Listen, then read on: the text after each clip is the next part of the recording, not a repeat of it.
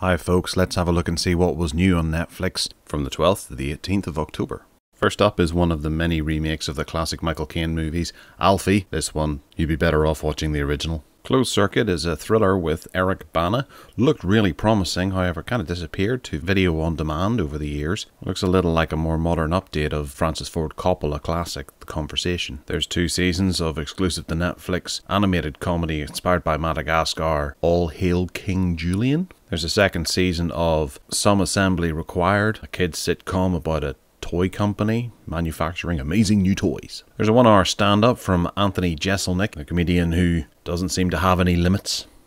Independent war film Beasts of No Nations makes its debut on Netflix, from the director of the 1st season of True Detective, Kari Fukunaga. What happens when you put 50 people in a room and tell them to choose one person to survive? Find out in Circle, a new sci-fi thriller making its Netflix debut. Indian action drama Gulab Gang, about fearless women fighting social injustice, pops up. Disney family adventure Whispers, an Elephant's Tale arrives. There does seem to be some reports that whilst this is a family film, it does contain some graphic images, so be warned. British cyber thriller You Want to Kill Him has been re-added to Netflix, having disappeared for a short while. Season 6 of long-running spy spoof Archer has arrived. I never thought this show would last as long as it has. Animated tale from 1986, Babes in Toyland arrives. However, looking at the cast list, it features Drew Barrymore, Eileen Brennan and Keanu Reeves.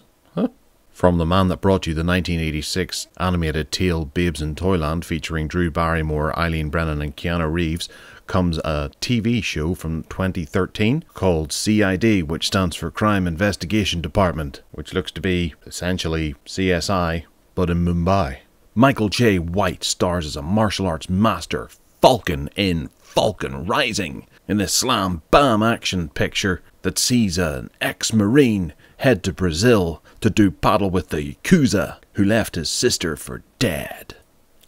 Actually looks quite good. First comes love, then comes marriage, then comes baby in a baby carriage. For filmmaker Nina Davenport, that old playground song didn't go as planned. Oh, I'm gonna watch Falcon Rising instead. First Comes Love is a documentary by Nina Davenport about her journey to become a single mother at 41. Gardeners of Eden is a documentary about corrupt governments that are failing to stop the slaughter of elephants in the ivory trade, and one 80-year-old woman's crusade to stop poaching. Hostage in Paradise is another documentary set in New Guinea about a group of British researchers who are taken hostage by a bunch of freedom fighters. Humpty Sharma Ki Dulhania is a romantic comedy about arranged marriage. Sounds gleefully hilarious. About Cherry is an indie drama about a girl who heads out to San Francisco to become an adult film star. I remember this coming out and there was a bit of a stir about it. I don't think I watched it, but my wife did and quite enjoyed it. ADAALAT is a new courtroom drama from India about a defense attorney who takes on the near unbeatable justice system. There's 2 seasons of Huntic, an animated kids TV show about a high school student who joins together with some aliens to protect the world from evil. Isabella Rossellini's Green Porno Live is about Isabella Rossellini acting out the mating habits of various animal species. Wait, what? Kajaki is a British thriller about a paratrooper who unwittingly ventures into a dry riverbed that turns out to be littered with landmines. Looks very tense. Maharanan Pratrap is a TV show about a 16th century king who defends his kingdom from invaders. Monster Allergy is about a kid whose allergy allows him to see invisible monsters living among us. 2 seasons of this kids' cartoon pop up for the first time on Netflix.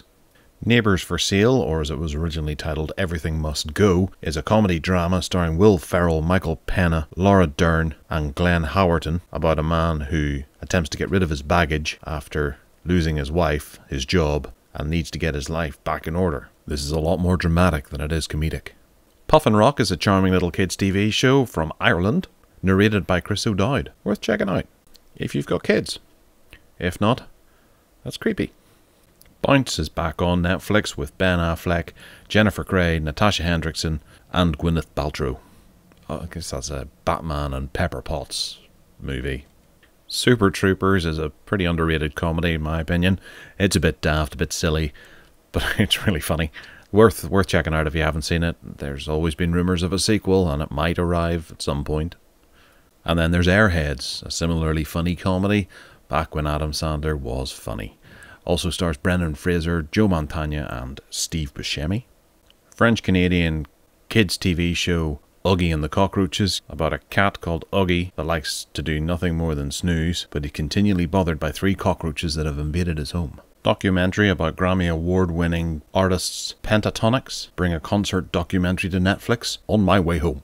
The Signal is an interesting-looking sci-fi thriller starring Lawrence Fishburne about a couple who get into a bit of bother whilst travelling across country. Night of the Wolf, The Late Phases, is a thriller about a bunch of wolves that attack folks holed up in a secluded retirement community, featuring Lance Guest.